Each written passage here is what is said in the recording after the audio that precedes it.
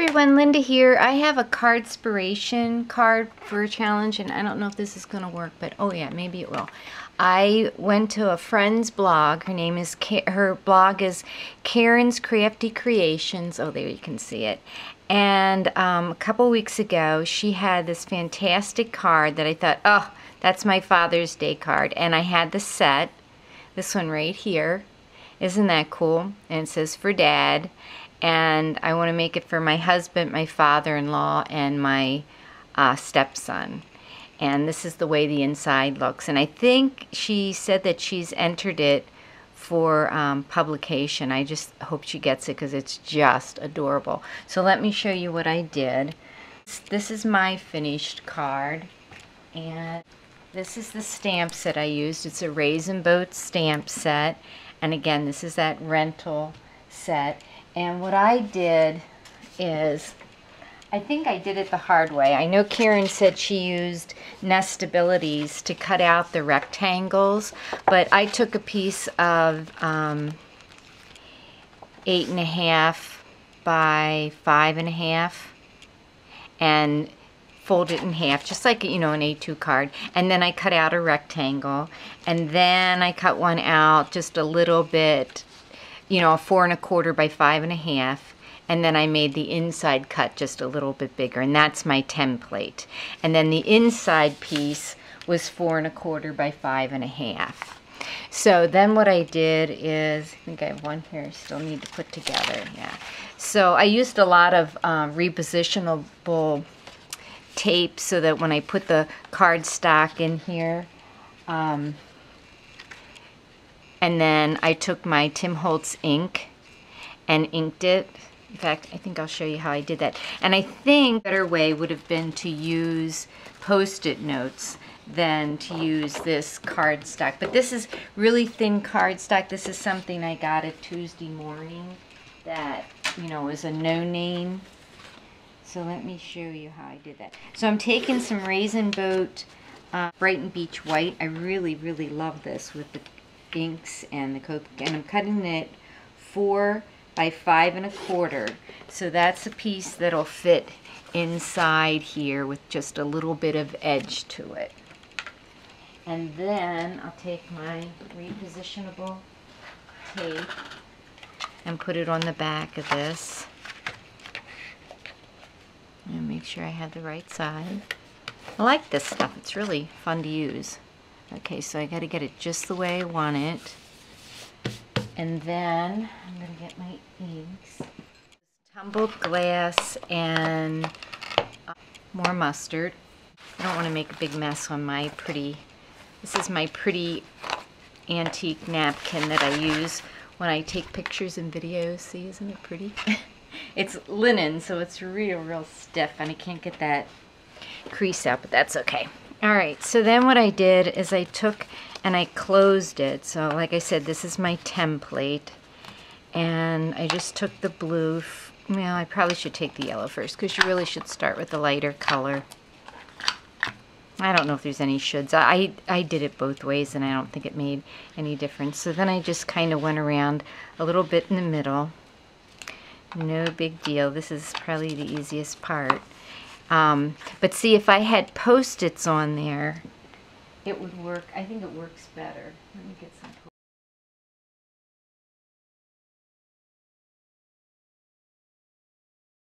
This. Once you, you know, get one of these templates made, it's not so hard. But making the template sometimes can be tricky. Okay, let's see if that's straight.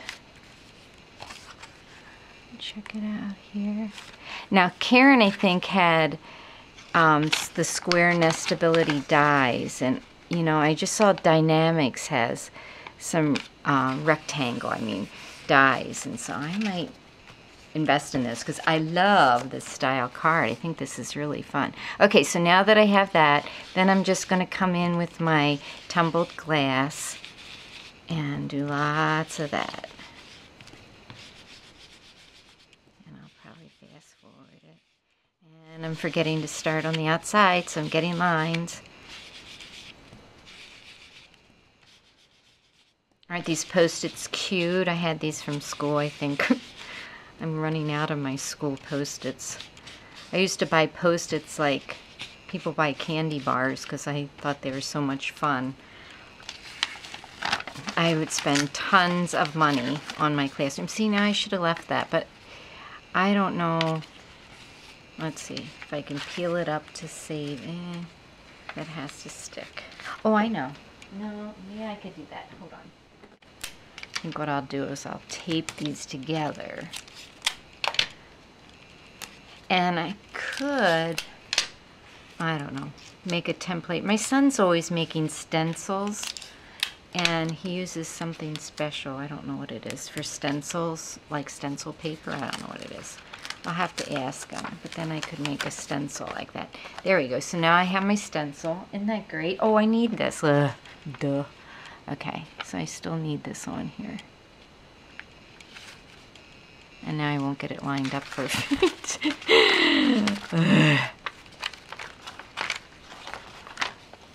Okay. Alright, I think that's not right. It's got to be lined up better than that. Maybe I didn't tape good enough. There we go. Okay, just line it up better. There we go. All right. Then I took the stamp set and my Memento ink, and I just got a new Memento ink pad, and what a difference it makes to have a new pad and ink. It's great. So now I actually have 3 of them, but I think the first one's going to get tossed because it's starting to fray and get kind of nasty. Okay, so I need my Fisherman. My card filled up and I didn't notice it, so I had already stamped my image on there, and then I'm going to take another image from the set, this grass down here, and I'm going to stamp that. These are such nice stamps. They're really flexible, and like in this one, sometimes when you have an open area like that, they aren't solid, and these are solid, and that's nice because then it holds its shape nice, and I like that. So I'm just going to ink up the grass, and I'm going to put that down here so he's in the tall weeds like this. And this stamp, boy, you can use this for a lot of things, other sets and stuff. Alright, so there I have my inside of my card, and I think I like the paper mask better than the cardboard mask, but didn't that turn out nice? And so then what I did is I took some of their black cardstock, which is nice heavy cardstock. I cut some things on my Cricut with it, and it cut really nice too. And then I'm just going to put this inside here with just a little bit of black border, and then the front I cut. You know, and a good way to do that is to hold it on here like this. I'll show you. Get it lined up in the front. Put your tape in here. And line this up the way you want it here so that it looks nice and straight. And then close your card and then put it in there so that when it closes, it's all lined up nice. Okay, it should line up perfect when you do that too. It's kind of hard with the camera right in front of you. Then I took a piece of their white and I made a template for this too, so that it would have just a little bit of black showing here to outline it. And I ran this through the Cuttlebug with the folder Tiny Bubbles, so you can see it has a little bit of a texture to it. And then I'm going to put that on there. I have 2 ATG guns, and the old one I like because it's really, really sticky. And this one's sticky too, but this one's a little bit narrower, So it's kind of nice to have the choice of two. Alright, so make sure this goes like this. I'm just going to line it up like this. Oh, I just thought this was the cutest card that Karen made. And then I cut out the fish. There's a fish on here, and it's a trout. And I know that it's a trout. So I colored it the colors of a rainbow trout, because I like rainbow trout, and my husband does too. So I have one more of those colored, and again I'm using the Boathouse collection paper, and it really colors very nicely. So I put that, cut it out and put it up in the corner like this. And then in the set it also has For Dad, and it and I think another set I has Happy Father's Day, or you can write Happy Father's Day inside down here.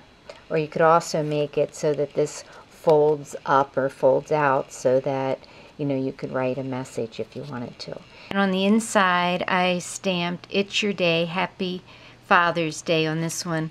This one's going to my father-in-law. He can't go out and fish, but this one I put It's Your Day, Go Fish, Happy Father's Day. And the Go Fish and Happy Father's Day is from this set. This one is called, I think it's called You're a Keeper. Let me just check. Yeah, no, this one's called Go Fish. Has 17 images.